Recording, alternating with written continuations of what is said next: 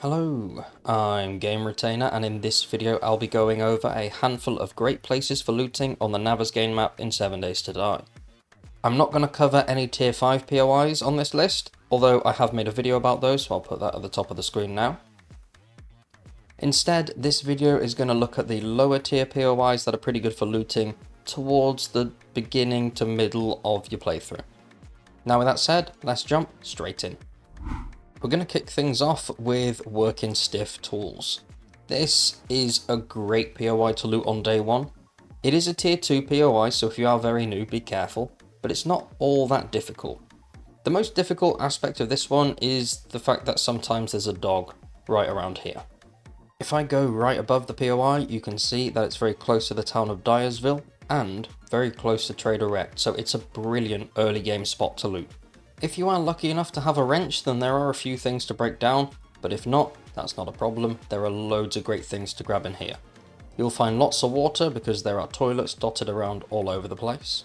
The shelves will contain random loot, and loot depends on your loot stage. If it is during the beginning of a playthrough, you're not going to get anything too crazy, but you might find something if you're lucky. Right outside is really good for completing a couple of those beginner challenges, like getting cobblestone, and it's also good for getting a little bit of nitrate powder and stuff early on. The main loot can be found right in this room at the back, so if you really want to, you can come here and make yourself a little nerd pole and grab the loot. And because it is a working stiff tools place, the crates, unsurprisingly, are working stiff tools crates. This one is just great for getting a little head start early on in terms of tools and tool-based magazines and books. Just be sure to be thorough because there are a couple of crates that are easy to miss. Up next we have the Book Barn. This is a tier 1 POI located right on the southern end of Dyersville.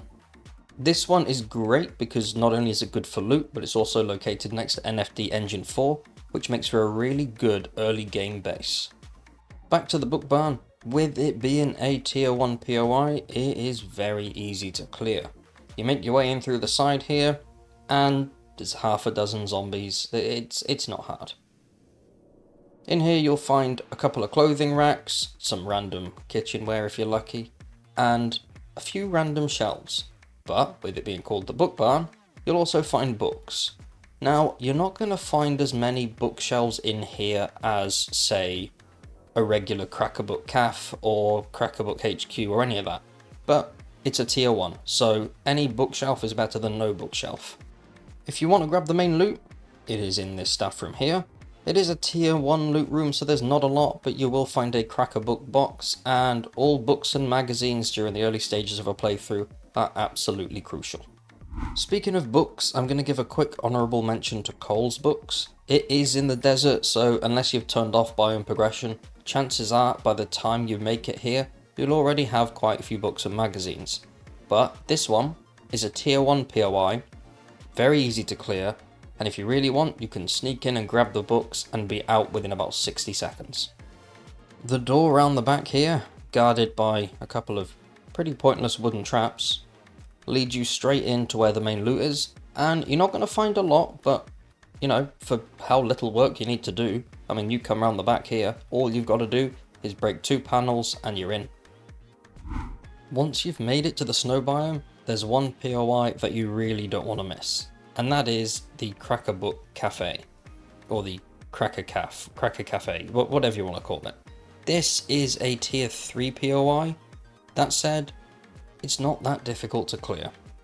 Even if you don't want to clear it completely, and you just want to get the few books up front, that's not going to be an issue, because there are only a handful of zombies around. The highest concentration of zombies is, unsurprisingly, also where the main loot is, and that is located in the very back of the building. The loot itself doesn't look that impressive, but what is good about this one is the sheer number of Crack-A-Book crates that you'll find dotted around the area, and all the books on the bookshelves. Once you've unlocked tier 3 missions, there is a chance that the traders, more specifically Trader Hugh, will offer you missions around the Crack-A-Café. If he does, then you should absolutely take it because it gives you the opportunity to double dip that location and walk away with twice the amount of books. Right next door to the previous entry, you'll find the Super Savage Country. This is a must loot POI. It's a tier 3 POI, and as you can see inside there are lots and lots of clothing shelves. Clothing shelves and clothing piles all have a higher chance than normal of dropping not only cloth, but armor parts and legendary parts. Since you'll need legendary parts for crafting tier 6 items, it's always worth looting this one. While it is the same tier as the Crack-A-Café I mentioned before, this one feels a lot more challenging. If you want to get to the main loot room, then it can be found right here on the other side of that rolling door. Not only will you find a few Savage Country loot crates, but you'll find more clothing racks here that you can loot as well. To make your way into this one properly, you need to kind of parkour your way through and around the building, but if you do want to cheese it, then throw down a couple of blocks, hop on top here, and drop down the other side. Keep in mind that doing this will trigger a handful of enemies, but it's usually nothing too challenging, and if you're quick, you can press this button and usher the zombies out and take them down one by one. If you're not feeling up to going in the snow biome early on in the playthrough, but you still want to get a chance of having some legendary parts, then check out the regular Savage Country. Since it's located in the Pine Forest, it's a little easier to clear. It is a tier 3 POI, similar to the previous entry, but there's not nearly as many zombies, and there's little to no chance of finding any frost claws, so that's nice. I don't feel there are quite as many clothing piles in this one as there are with the Super Savage Country, but there is enough to give you a pretty decent chance of walking away with a couple of legendary parts. If you make your way to the back of the store, you'll come across the main loot room, and you'll also find a healthy helping of Savage Country crates dotted around, so make sure you look everywhere for those. Make sure you head up to the roof before leaving, because there is a hidden stash right in here. It would be impossible for me to make a list about good places to loot and not include Bob's, Boars and Carl's Corn. This is now the only guaranteed spawn location for the Supercorn seed recipe. It's a tier 3 POI and it does have a boss at the end of it to take down, but we'll go over that in a minute.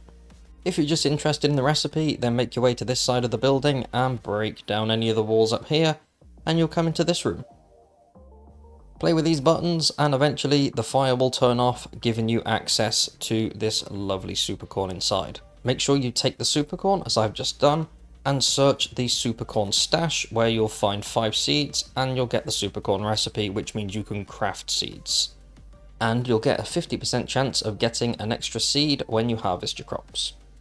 Before you leave, head down to the basement because there are a couple of other Supercorn plants for you to pick up. If you don't know, Supercorn is the most valuable crop in the game and it can make you very rich.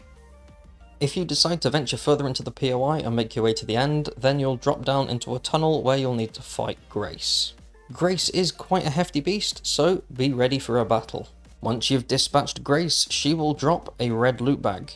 She, as far as I know, is now the only enemy in the game that has a 100% chance of dropping one of these, so make sure you grab the loot because it's pretty good. Also, feel free to harvest Grace if you're looking for some nice flesh and some leather. You will get a few bones and fat as well.